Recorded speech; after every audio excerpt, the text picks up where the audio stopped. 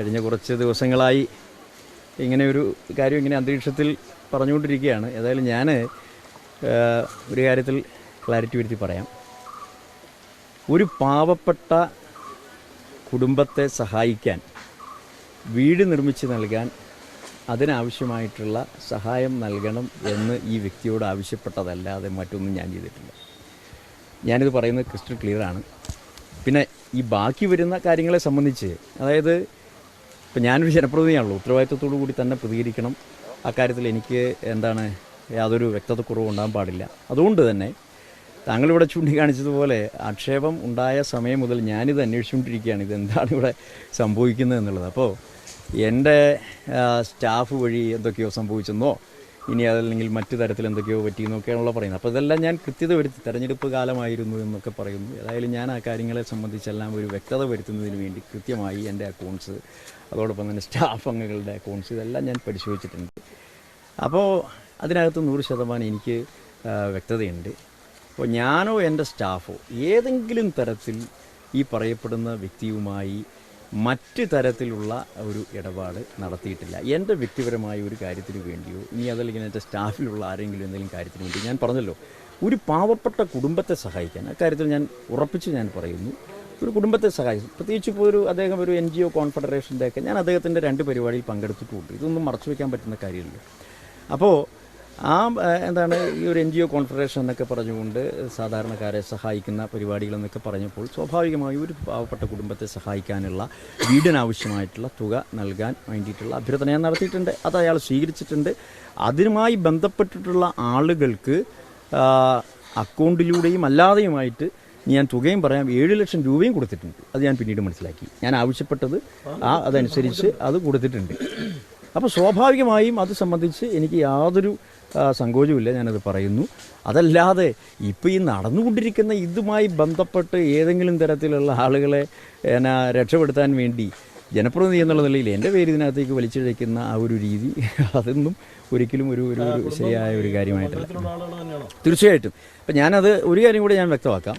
അതായത് ജനപ്രതിനിധി എന്നുള്ള നിലയിൽ എൻ്റെ അടുക്കൽ സഹായത്തിന് വരുന്ന ഒരാളെയും ഞാൻ ഡിനൈ ചെയ്യാറില്ല.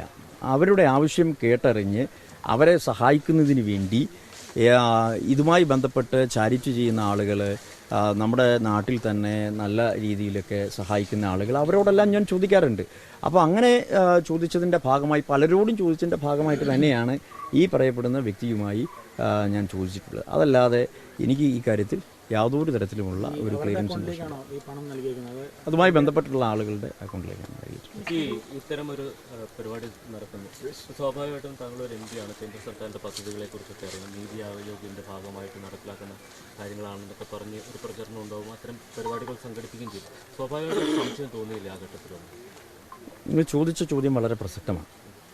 ഇപ്പം ഞാൻ പൊതുപ്രവർത്തകൻ എന്നുള്ള നിലയിൽ മറ്റെല്ലാവർക്കും മാതൃകയാകണമെന്നും, നോക്കിലും വാക്കിലും പ്രവൃത്തിയിലും സംസാരത്തിലും സ്വഭാവത്തിലും മറ്റെല്ലാവർക്കും മാതൃകയാകണമെന്നും, അതോടൊപ്പം തന്നെ സത്യസന്ധവും സുതാര്യവും ആത്മാർത്ഥതയോടുകൂടി തന്നെ പൊതുപ്രവർത്തനം നടത്തണം എന്ന് പഠിച്ചിട്ടുള്ള ഒരാളാണ്. അതല്ലാതെ അതിനപ്പുറത്തേക്ക് പോകണമെന്നുള്ള ഒരു ചിന്ത എനിക്ക് ലെവലേശമില്ല.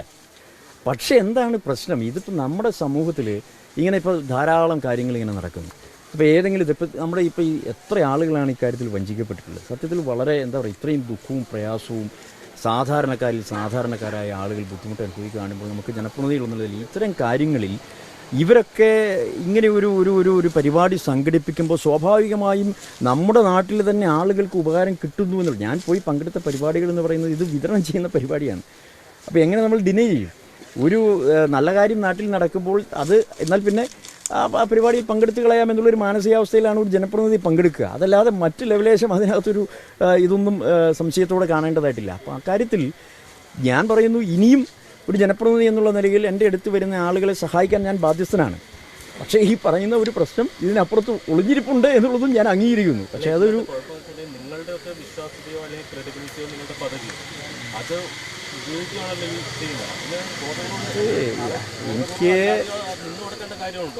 എന്ത് ചെയ്യും? ഞാൻ പറയുന്നത് ഇതിനകത്തൊരു എന്നെ സംബന്ധിച്ചിടത്തോളം നമ്മുടെ മുൻപിൽ നിൽക്കുന്ന ഒരാളുടെ നിലവിലുള്ള സ്ഥിതി എന്ന് മനസ്സിലാക്കാൻ നമുക്ക് എല്ലാ സംവിധാനവും ഈ നാട്ടിലുണ്ട്. എന്നാൽ ഇയാളുടെ മനസ്സെന്താണെന്നോ ഇയാൾ എന്താണ് ചെയ്യാൻ ഉദ്ദേശിക്കുന്നതെന്തോ എന്തൊന്നും നമുക്ക് പറയാൻ പറ്റത്തില്ല. ഇപ്പോൾ എത്രയോ കേസുകൾ കേരളത്തിൽ ഇങ്ങനെ ഉണ്ടായിട്ടുണ്ട്. ഇതിന് മുമ്പ് ഉണ്ടായി. ഇതൊരു ആദ്യത്തെ സംഭവമായിട്ടില്ല. പക്ഷേ എന്നാൽ പോലും നമ്മുടെ നാട്ടിൽ ഇങ്ങനെ സംഭവിച്ചിരിക്കുന്നു, ധാരാളം ആളുകൾ വഞ്ചിതരായിരിക്കുന്നു എന്ന് പറയുമ്പോൾ അങ്ങേയറ്റം പ്രയാസം അക്കാര്യത്തിൽ ഉണ്ട്. അത് മേലിൽ ആവർത്തിക്കപ്പെടാതിരിക്കാനുള്ള എല്ലാ പ്രിക്കോഷൻ മെഷേഴ്സും ഇവിടെ തന്നെ ഉണ്ടാകും.